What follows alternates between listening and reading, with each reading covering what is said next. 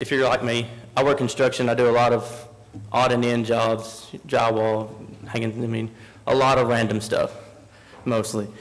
And to be honest, you're around not a lot of Christians. You get to work, they're pretty roughnecks. You're like, they look like me, burnt up, coon eyes, and all that.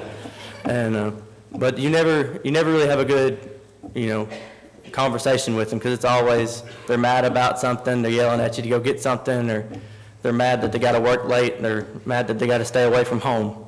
So, you're not around a good Christian environment, at least in my work environment. And so tonight, I decided I wanted to talk about something that, that I knew more about than, that's all I really know how to talk about is balance. How we balance from our daily lives, and how we should, when we go to church, we're all around these great Christians, and we're in a huge family, as I guess is the best word to say, is a family. But when you go to work, you're not around that family. You're not around your best friends. You're not leading your best friend in Cabela's Blonde, and you're not around the family that you love to be around. You're at work, everything's got to be serious. Everything has to be focused. And when I read, for a long time I was bothering Joshua about, well, will this sound good? Will this sound good? How about this? And eventually he finally told me, he said, look, you're doing good. Just do what you're supposed to be doing. Listen. He said, you're doing good.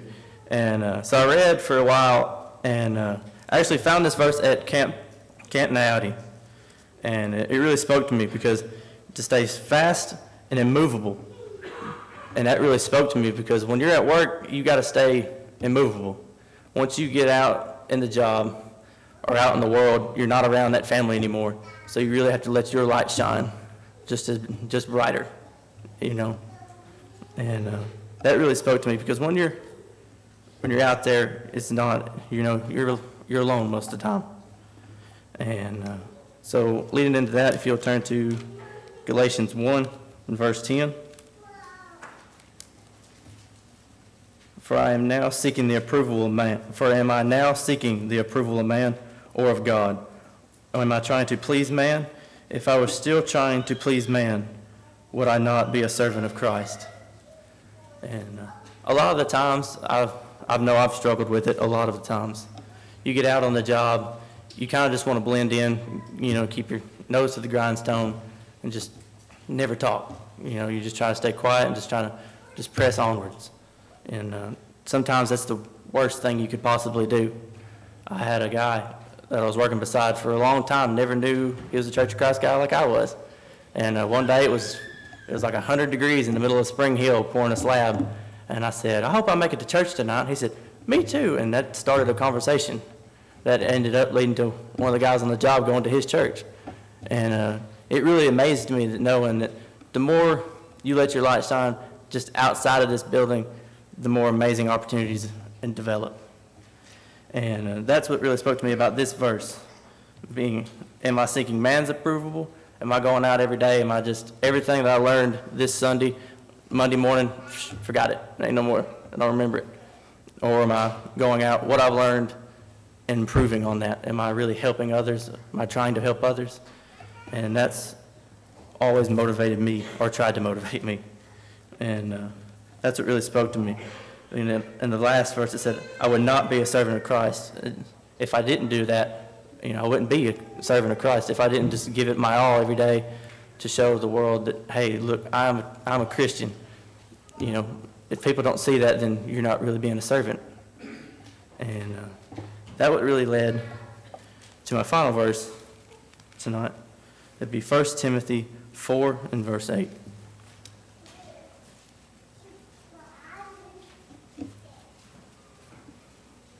For while bodily training is of some value, godliness is more value in every way, as it holds a promise for the presence of life and also for the life to come.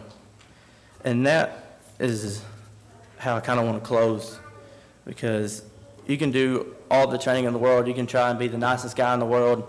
You see somebody on the side of the road that needs help, change a tire, give that homeless man $20. And you can do all these things, But if you're not doing it for God, if you're not trying to teach the word, spread the word every day, then it doesn't, whatever you've done, it just doesn't matter.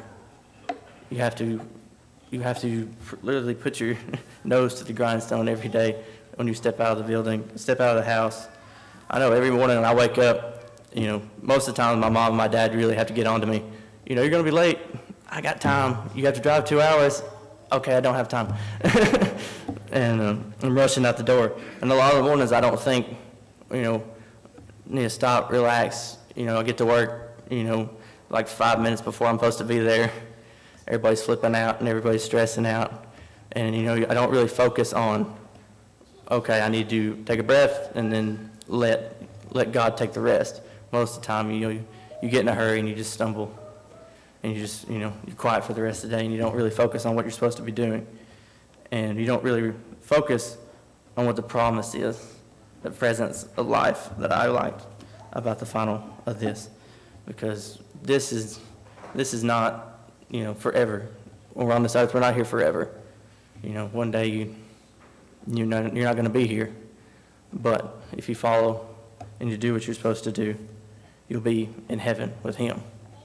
And I was baptized on a cold December night, and I'm pretty sure Van Zandt was really mad at me for him to wake him up at 12 o'clock in the middle of the night. And but on my way home, I heard this said to me, and he asked me, he said, "How do you feel after being baptized?" And I stood there for a couple seconds. Well, I didn't stood there. I was riding in the car. But I sat there for a couple seconds. I didn't really know how to answer it because I was overwhelmed with joy, but I didn't really want to say, "Oh, heck yeah, awesome, I'm so happy," and it seemed like a little schoolgirl. And I tried to sound just a little bit more manly. And I told him I said, "I feel alive. I feel like I'm living again." And he told me this. He said, "Never stop learning, never stop growing in your faith. When you get to work, church, anywhere that you are, let everyone know that you're a Christian and a true child of God. Never let your light go out." And that really spoke to me, and that's really what drove me all these years. And as I close tonight, I'm going to do what I learned in a math class. And parallel lines, they're lines in a plane that never intersect. And sometimes that's just how our lives are. We never really focus on combining those lines together. When you got your church life going this direction, but right on top of it, you got your work life that goes right on top of it, but they never meet.